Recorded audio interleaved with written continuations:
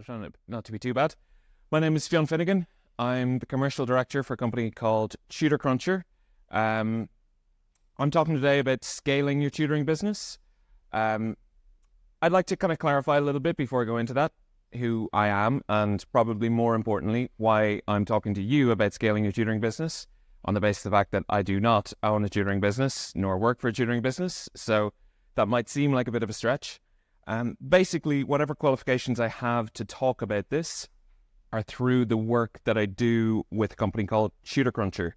Now, a lot of you will be familiar with TutorCruncher already. For those of you that are not, TutorCruncher is a business management software. So it's like an all-in-one solution, a one-stop shop for all of the kind of software needs that a tutoring company might have. This does become relevant here. So the kind of tools that we provide will be things like we do your CRM. So we have a system where tutors can onboard with you, fill out like online applications. We have client pipelines, onboarding, lesson scheduling, reports, invoices, prepay and postpay, and business analytics. All this kind of stuff is kind of our sweet spot. And we try to be all those things for people. I joined TutorCruncher a bit more than 5 years ago. I joined alongside, when I joined, it was me and 2 software developers were the whole company. So back then, I was the guy who was not a software developer and did all the other stuff.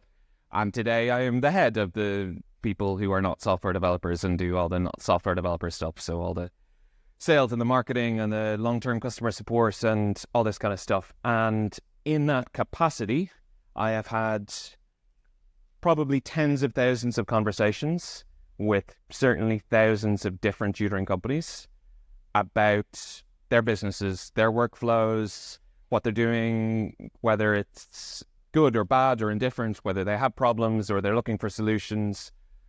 Those are the kind of conversations they have with me. They say, I want to save time, I want to become more efficient, or as you might think of it, I want to become more scalable. So that's my kind of aim for this talk, is to kind of give you a synopsis of the kind of trends that I picked up in those conversations. What kind of stuff do people talk to me about? And what kind of solutions do we come to? And after we come to those solutions, how do those people do in the long term? Do they do very well? Do they go on to be some of our biggest clients? Or do they maybe not do that quite so much? So split this into kind of 3 separate little headings. First thing I'm going to generally talk about is the idea of simplification.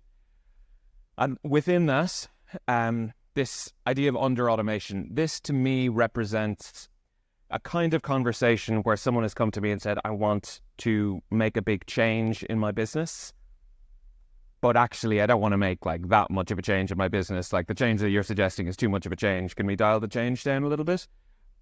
People get very married to certain aspects of their business that may or may not be serving them. And oftentimes I find that in those conversations where I kind of gently question people, like I'm still a salesman, so I can't go too hard on it, but gently question people as to why they're doing this stuff, they haven't really articulated an answer to themselves even. They're just doing it because it's always been done. So an example that I come across quite a bit for this is a company who will say, we have done our billing process, our payroll process, say, where the tutor at the end of the month is supposed to draft up a PDF invoice and send it to the agency, which we then pay.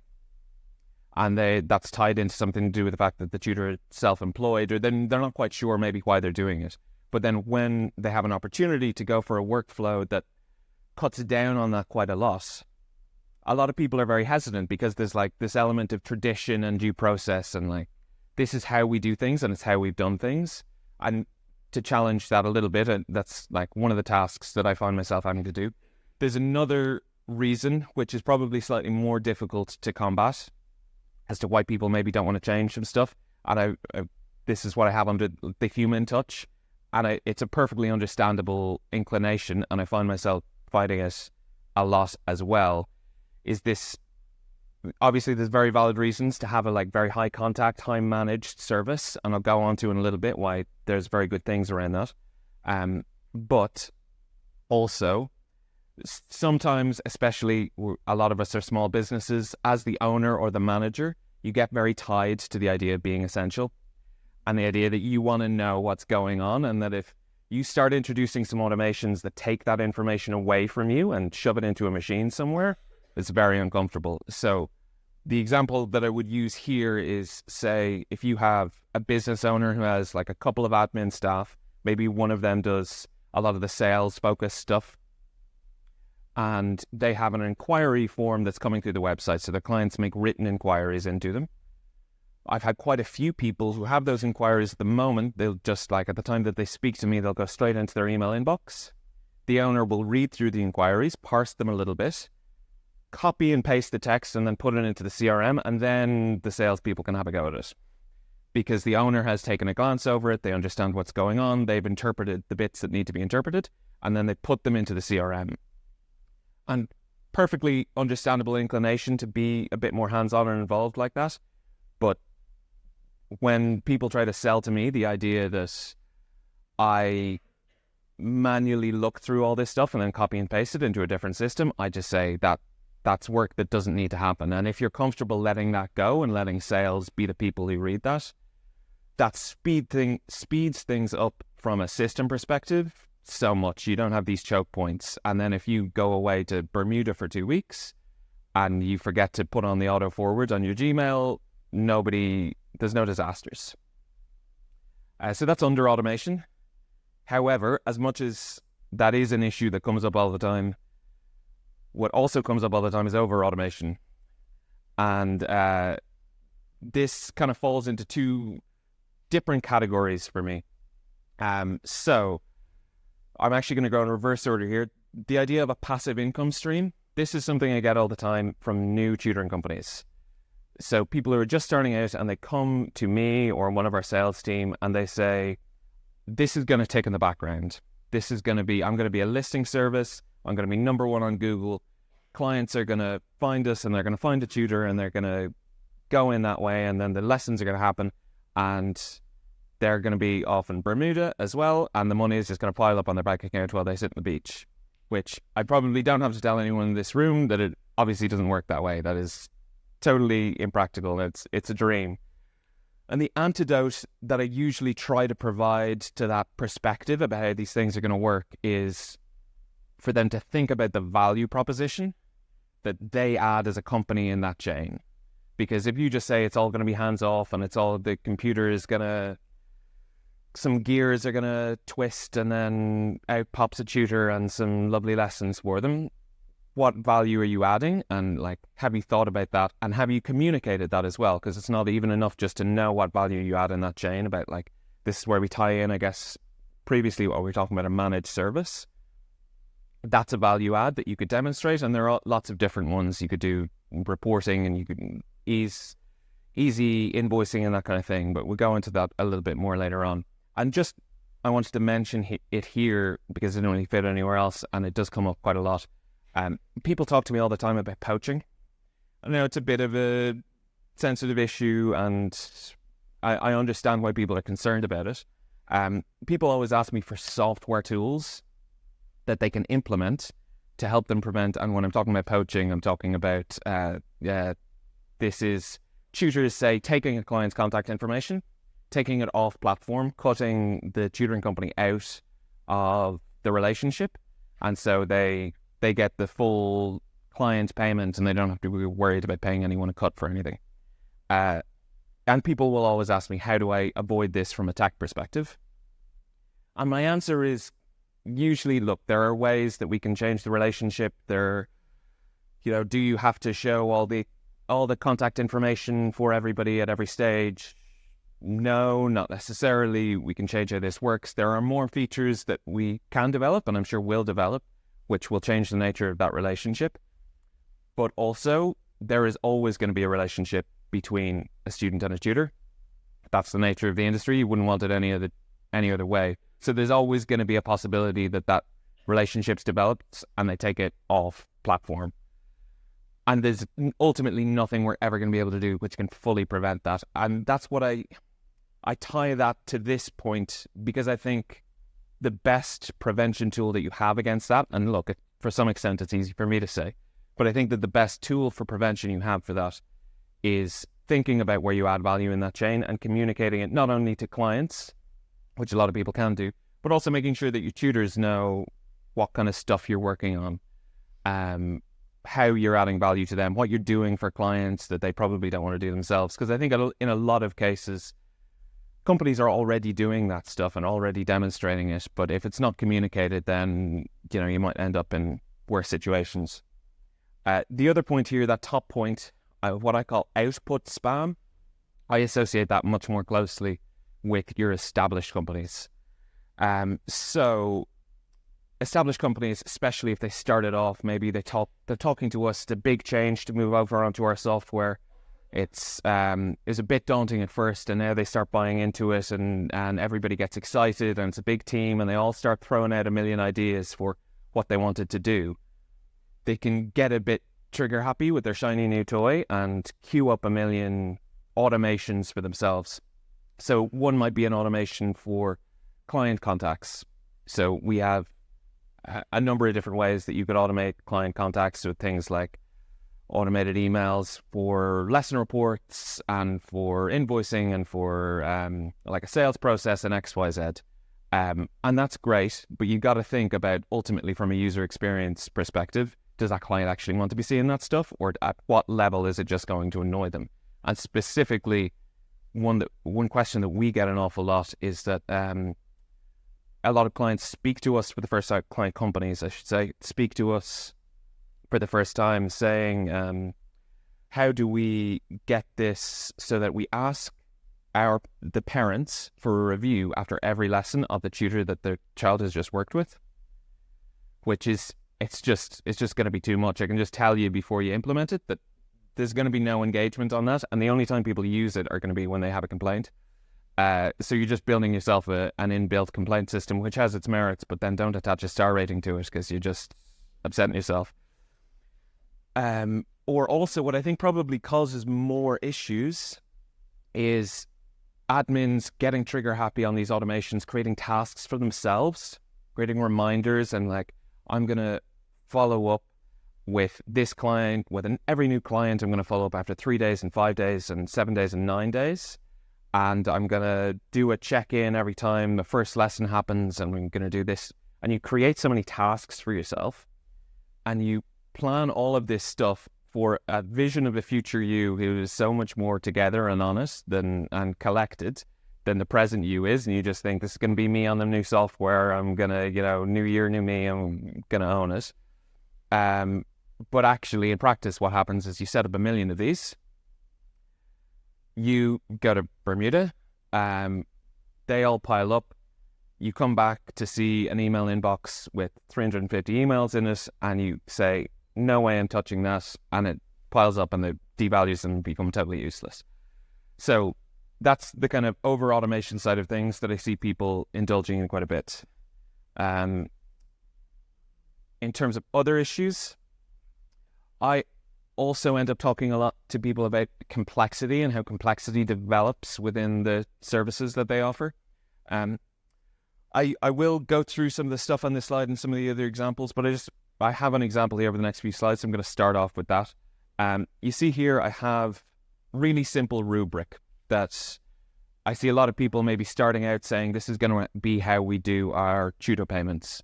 So it's going to be based on the years of experience that the tutor has in providing tutoring, less than 1 year, 1 to 3, and that impacts what pay rates they get per hour, right?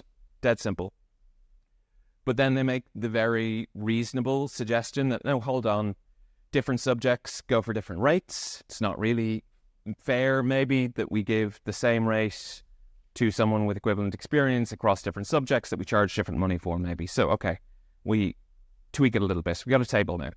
Fine. So it's not that much more complicated. It's just like, if you want to find out what you're going to pay a tutor, you go down to the years of experience, and then you go across to physics or chemistry. But hold on, you'll say, if someone with equivalent experience is teaching 11 plus English, they're getting the same as that person if they were teaching A-level English. And we charge different rates for them. So it's only fair, isn't it, that like really we should relay that. So now we're here. And okay, it's a little bit complicated, but whenever we can stomach it, oh no, hold on, we've started offering group lessons as well.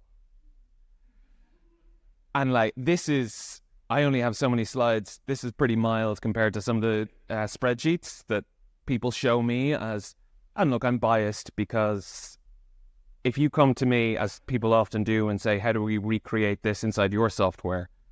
I'm not even going near that. I can't even touch it.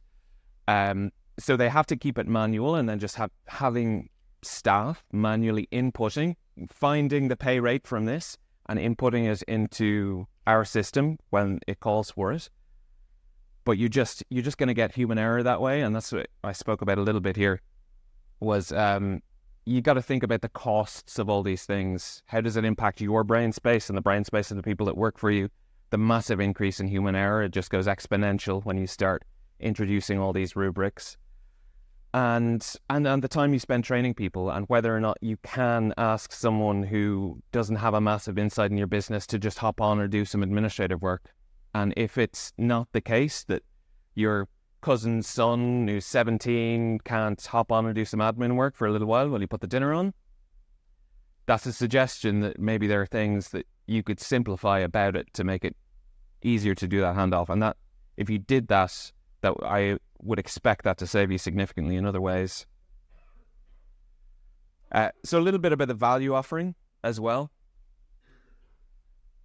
In terms of product offering, the two aspects of this that I see is very important are both knowing your product offering and enhancing your product offering. So in terms of knowing your product offering, like there's lots of factors, of course, that you realize that go into how much you charge, as to what your product is, as to where it sits in the market. You know that as better than I do. So things like age, things like group size, online versus face-to-face. What I do find, as much as I fully back everyone in this room and everyone that I speak to in general for largely knowing their product offering, not always great at articulating it. And I have to say, don't get this problem in the US. In the US, people come and 45 seconds into the call, you know everything about the product offering, what makes them unique, how they're different to other companies. And I don't think you get that over here to quite the same extent. That sometimes when you ask people where they sit, they think of themselves more as like a public service. I provide tutoring. What do you have for me? Whereas there's no real identification with a particular area within the market.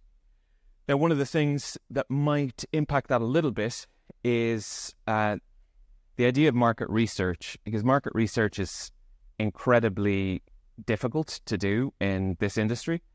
Very few people have any concrete answers for it at all. I know Sutton Trust pulled some interesting number a few years ago, and it was very helpful, and they did a very good job on it. But equally, it's still a little bit kind of working off the back of a napkin type stuff. And it is very important. So how do you bridge that gap? Cue us, maybe. So we're the biggest provider of management software for tutoring companies in the UK. We have a lot of good insight into the market, a lot of good data points, basically, that we can work off. So only a few weeks ago, as it happens, we released what you see a snippet of on this screen here. This is our report on financial trends in UK tutoring over the last 4 years up to the end of 2022. I see some of you squinting there. The good news is, we were very happy to send out these slides after the show, and also a separate link to that report on financial trends in UK tutoring. I'll remind you this at the end. One of my colleagues down there, Sam, is going to take a few names for people on the way out the door, and we'll stick you on an email list and we'll send this stuff out to you. So yeah, very helpful, very interesting. The trend in art was crazy. It went up by like 45% or something over the space of 4 years. I couldn't understand that fully. In terms of enhancing your product offering, again, without touching on a load of stuff that you know better than I do, you understand things like what, the value of the tutors you have working with you, where you find them, what qualifications they have, what kind of training you might offer them as part of the course. In terms of the side of things that I see more, I think a lot more about, obviously, the techie type solutions. So TutorCruncher, obviously. Also what kind of online classrooms you might use. Maybe you're just happy with Zoom and you wouldn't need anything else. There are obviously, like, we have pencil spaces outside who do some of this stuff, other products as well, who offer proper for education tools and whiteboards. Learning materials. So are you preparing any like documentation to help, or even if you're not preparing learning materials yourself, are you buying them from somewhere else and then giving them to your tutors and your students as study aids? Are you subscribed to like an LMS? So this would be something which tracks student progress over time, and has little graphs and maybe they fill out their homework on the system and all this kind of stuff. TutorCruncher doesn't quite do this, but we're very keen to integrate with services like this. Can you simplify your payment process? Needless to say, in your line of work or in mine, you don't want to annoy clients who are in the act of giving you money. And what opportunities do you have for collecting client feedback, and how can you implement them? Just as a tool in terms of enhancing product offering, I wanted to mention a little bit about industry partnerships. TutorCruncher has always seen these as a massive growth avenue. There are still fewer opportunities for industry partnerships than we'd like, but I do feel a bit silly saying that in this context, because obviously this event has been phenomenal and the Tutor Association have done an incredible job on it, and they have done, especially over the last few years, they're doing a fantastic job professionalizing the industry. But we've always been of the opinion that like every event that TutorCruncher has ever hosted, and we've done events in London and New York, and online events and webinars and things as well, everyone has always gotten so much out of them. We get phenomenal feedback, and I'm sure the Tutor Association will get phenomenal feedback for this as well. And the amount of new ideas, the amount of new connections, and just new creative thought that arises out of these is phenomenal. So TutorCruncher hasn't had as much resources as we would have liked to in the past to really push this and to like create more connections between people in the industry, but we're investing a lot more in that now, and we'd like to continue doing that in the future. So we hope we get some of you along to some of our own events soon as well. In terms of allowing for growth, or the kind of mindsets that you might want to take to growth to make it more successful for you, a focus on iteration is something that can be very valuable. That might seem like a strange thing for me to say, seeing as we provide an all-in-one solution that does it's all singing, all dancing, does absolutely everything under the sun, because that's obviously a very big change that you have to make all at once. And that's true. There's no getting around that. For us in particular, for moves over to our product, the concept of minimum viable product is essential, and loads of tutoring companies, when I speak to them the first time, aren't confident or comfortable at haven't come across this concept of minimum viable product. And it ties back to what we were saying a little bit before, when teams tend to get very excited about a big change, and everyone will come up with 50 new features that they want from this new system that everybody's moving on to, and it's suddenly you're looking at a list of 150 things that they all want this system to do when it launches, and there's no real rank ordering of which ones are more important or least important, and therefore none of them is assigned to anybody, and no one feels like it's anyone's job to do any particular item. So in those situations, I always try to wrangle people down, and I say, what's the minimum viable product that we're talking about here? Can we identify 3 to 5 things that are core success metrics for you, and that if when you moved onto this software or whatever the big change is, if it does these 3 to 5 things, it will be a success. And then you can do the fiddling around with bells and whistles and dials and everything. And you can expand on it, you can grow it, and you can allow people to get more excited about it. But yeah, certainly when people get too excited, it just tends to expand like a balloon, and it kind of doesn't really get done in the same way. And then the other thing is spare capacity. You could also just think of this in general as teething pains, and just preparing yourself for the eventuality that you will absolutely have teething pains if you try to make a big change and you try to change your business in such a way that it is more scalable or it is more efficient. So those two graphs I have on the screens there, if you can see them, I have them labeled as effort versus time. So effort on the y-axis, time on the x. Top option is you're a growing company and you do nothing. Bottom option is you're that same growing company, but you invest in making some big changes to how you run your processes. So I often get people calling me at T=4 for all the maths tutors out there, which is when you're engaged in far more stress and pain than you would have been otherwise. But if it's set up well, it does lead you to the promised land, and you do get a slope which increases much slower. And you can take on a lot more load without stressing yourself up quite as much as you need to. And in terms of, so we want acceptance for that. That's something I always say to people when they start talking to me. Is like, have you come to terms with the fact that that's going to happen? And then once you've come to terms with that, you can start thinking about how am I going to reduce this? How am I going to reduce my dependence on this?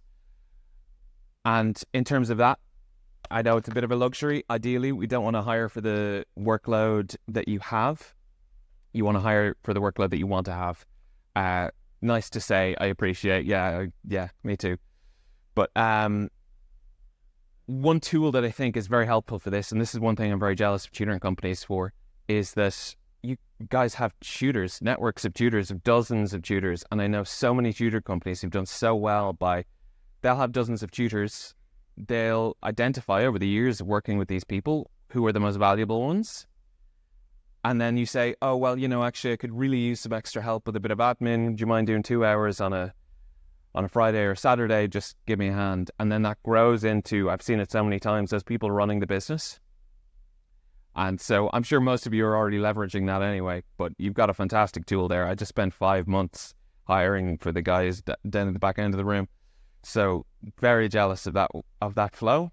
And make investments in upskilling your staff, especially when it comes to, again, easy for me to say, but like the kind of back-endy software service provider bits, because I do feel like a lot of people don't look at that, but actually understanding the offerings on the market and also being able to tweak them and adapt them in such a way that you can get more out of them.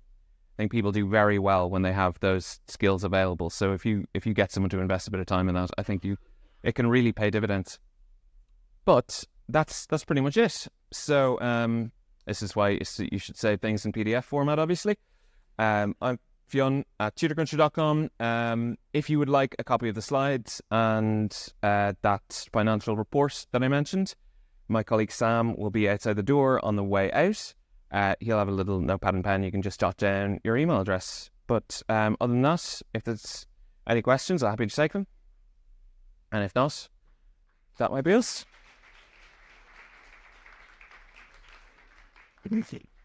Yes,